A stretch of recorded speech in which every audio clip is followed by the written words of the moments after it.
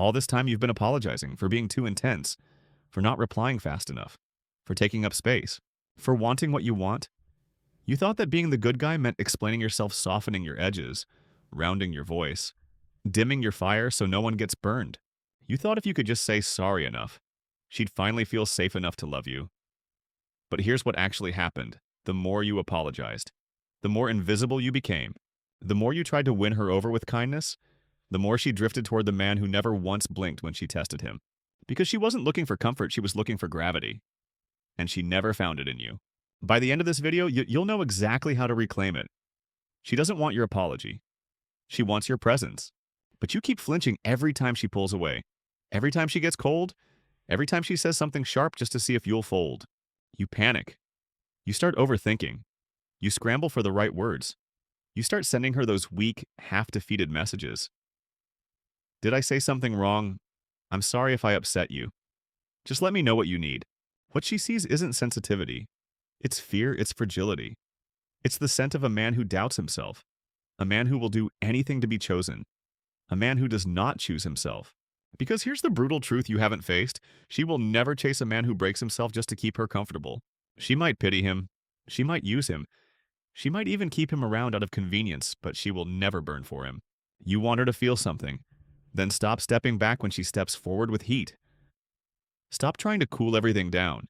Stop offering comfort when what she craves is danger.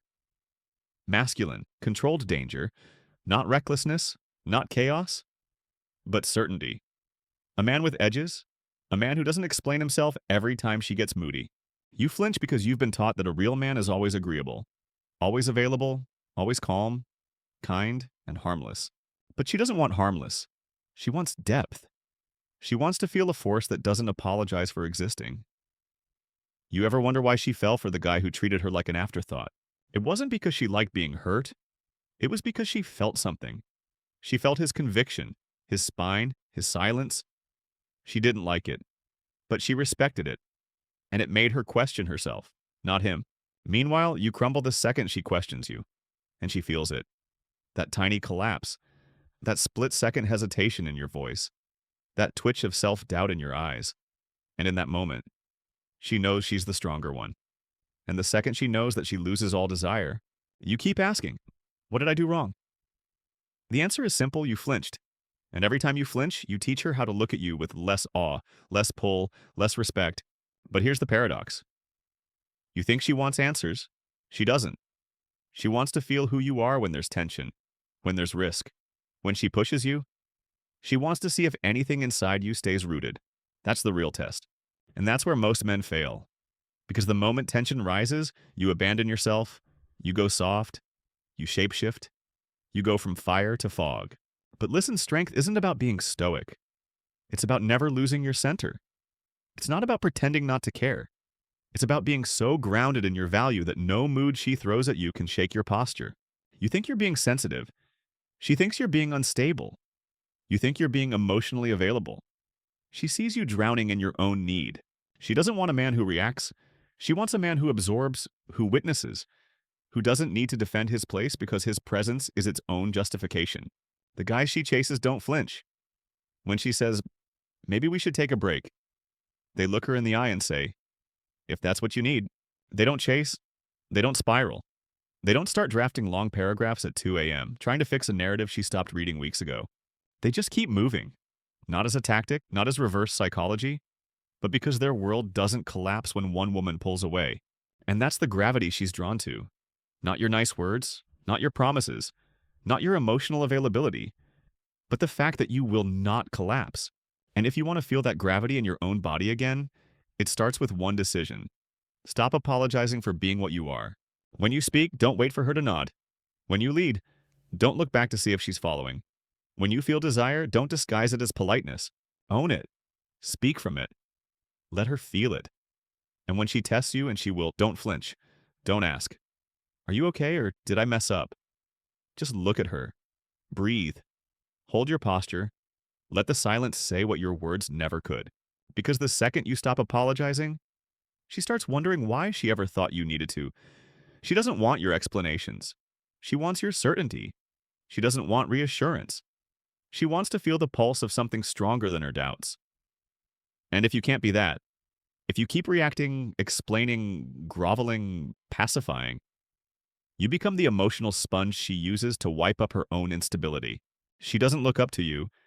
She leans on you, and not in the way you fantasize, in the way you lean on furniture when you're too tired to stand straight. She doesn't want to lean, she wants to be pulled. But what are you doing instead? You're out here giving her disclaimers like some emotional lawyer. I just want to make sure I didn't offend you. I know I can be intense, I'm working on that. I don't want to come off the wrong way. You're handing her every ounce of leverage the moment you sense disapproval. She might not even be upset, but now, thanks to you, she's in control. Because you've placed her above you. You've made her the judge of your masculinity. And you've already lost. Women chase men who don't flinch. Not because they're cold, but because they're unshakable. She doesn't fantasize about the guy who tries to fix her moods. She dreams about the man who can walk through a storm without looking over his shoulder. That's what captivates her. Not your attentiveness, not your apologies, not your perfect emotional vocabulary, but your immovability. You say you love her, but you act like a child begging to be picked up. She doesn't want a child. She wants a goddamn force, something rooted, something she can collide with, something that doesn't flinch when she throws chaos at it. She throws the chaos to feel you, to find your boundary. And every time you give in, you teach her that there is none. No spine, no edge, no weight. You want her to stop testing you. She never will.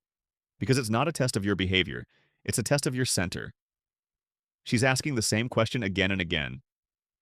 Can I trust you to be the mountain? And all you've shown her is mist and mudslides. You don't fix this by becoming arrogant. You don't fix this by becoming distant. You fix this by becoming real. Still grounded. Like a man who knows that what he says is enough. Who doesn't need to follow every sentence with a question mark. Who doesn't collapse into silence when she pulls back. Or erupt when she goes cold. You think the silence means you've lost her? It doesn't. It's just space. And a man who doesn't flinch knows how to hold space. You don't chase. You don't fill it with noise. You just let her feel the absence of your need. And when she feels that, she starts to feel your value. Because now you're not just a man she can get. You're a man she can lose. Let her feel that. Let her feel what it's like to doubt her position in your life. Not out of cruelty, not as a game, but because the moment you stop flinching, the game changes. Now you're the prize, and she knows it. She might not say it, she might act colder. She might try harder to push you, to poke holes in your new stillness. But deep down, she's watching. She's waiting. She's wondering what changed. And that's when she starts chasing. Because she doesn't want what she understands. She wants what she feels. She wants the uncertainty that only comes from power. The power of a man who is okay without her. The power of a man who does not apologize for existing, for leading, for desiring, for walking away when something disrespects his peace. Stop trying to explain yourself. Stop trying to be understood. Start being felt. A man who's felt doesn't need to be liked. He doesn't seek approval. He is, and the world, including her, orbits him not because he demands it, but because he gives gravity. You have a choice. Right now, you can keep flinching. Keep living in fear of every shift in her tone. Or you can let the fear burn out. Let it die. Let yourself stand in silence and feel what it means to finally be a man who no longer apologizes. You don't need her to validate your presence, you need to believe in it. And once you do, she'll either fall into orbit or drift away. But either way, you stay still. You've been bending for so long, you forgot what it feels like to stand upright. Every relationship, every interaction, you mold yourself into what you think she wants. You shrink when she's loud. You soften when she's cold. You tiptoe through her moods like a man afraid to trigger landmines, and you call that love. But it's not love. It's self-erasure, and she can smell it. You think women want someone who always agrees, who always adapts, who always makes them feel safe? No. They want someone who can hold tension without trembling. They want to feel your frame, not your compliance, your depth, not your deference. Because underneath all her signals and shifting tones, she's starving for one thing a man she cannot control. Not a man who resists her, but a man who stays himself no matter what she throws. That's the paradox. She wants to move you emotionally, but she does not want to move your identity. She wants to see your eyes light up, not your spine disappear. So when you apologize, when you shrink, fumble, explain. Soften your voice? Beg for another chance, you send a message that no woman can ignore. I'll do anything to keep you. And she hears something else. You don't have to earn me. That's when the desire dies. Because when you stop making her earn your attention, when you stop requiring her to show up with respect, softness, and grace, you become a utility, a service, emotional valet. She says jump, and you hand her a menu of how high. But when a man stands in his center, silent and unshaken, something changes. She leans in, she tests, she pushes, and he doesn't budge. Not because he doesn't care, but because he knows the difference between being available and being needy, between being generous and being desperate, between love and self-abandonment. She doesn't chase love. She chases certainty, and your flinching has become the death of it. You keep trying to solve it. Maybe if I word this better, maybe if I explain what I meant, maybe if I show her I'm not like other guys, but the more you try to fix, the more broken you look. And she sees it. She feels it. That crack in your voice, that urgency in your texts, that energy of a man on the verge of emotional collapse, that's not strength. That's submission. And you'll never get her back from that position. You want her to feel you again? Then stop trying to be understood. Let her feel the absence of your apology, the quiet power of a man who doesn't bend to gain affection, who doesn't perform softness to earn love, who doesn't shapeshift into some bland, pleasant fantasy just to be accepted. Because here's the truth: if you need her to approve of every version of you before you show it, she will never see the real you. And if she can't feel the real you, she'll look elsewhere, somewhere she can lose herself in something bigger, stronger, darker, more certain. Your softness won't save you. Your apologies won't save you. Your explanations won't resurrect the tension you already killed. Only your stillness will. The next time she pulls away, don't move. Don't panic. Don't send the text. Don't ask, is something wrong? Let the silence work. Let her feel the weight of what she's walking away from. Let her miss your gravity, not your approval. Because here's the final irony: she doesn't want you to chase her. She wants to feel worthy of being kept by you. And she can't feel that if you're constantly convincing her. When you stop flinching, she starts remembering. Not the words, the feeling. And it's the feeling she'll chase. You think the relationship ended because you weren't enough, that you failed to meet her emotional needs, that if you had been just a little more careful, a little more attentive, a little more in touch, things might have worked. But that's the lie you keep telling yourself to avoid the real truth: she didn't leave because you weren't kind. She left because you weren't magnetic. And a man loses his magnetism the second he doubts his own gravity. You don't pull a woman in by proving how soft you are. You don't win her respect by folding every time she shows resistance. The more you bend, the less real you feel. And the less real you feel, the more she drifts, not because she's cruel, but because her instincts are screaming, this man can't hold me. She wants a man who can hold her chaos without becoming it, who can witness her storm without trying to outrun it. And what do you do every time things get hard? You shrink, you plead, you flinch. You hand over your spine like it's a bargaining chip for her affection. You think that's love?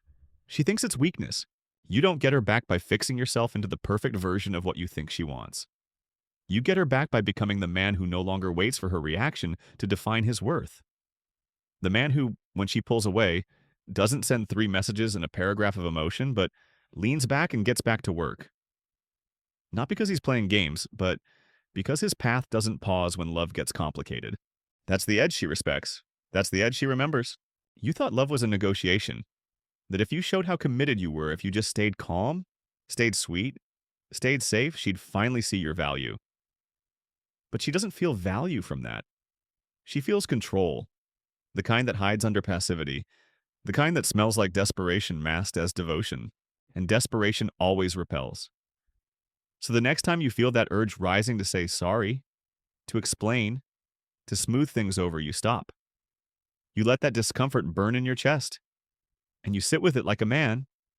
You don't run, you don't fix, you don't seek relief. You let her come to you or not. Either way, you stay standing. Because that's when you become dangerous again. Not dangerous to her, but to your old self. To the boy who thought approval was love. Who thought being understood was more important than being real. Who thought love meant flinching first just to avoid rejection. You're not that boy anymore. You don't flinch when she criticizes.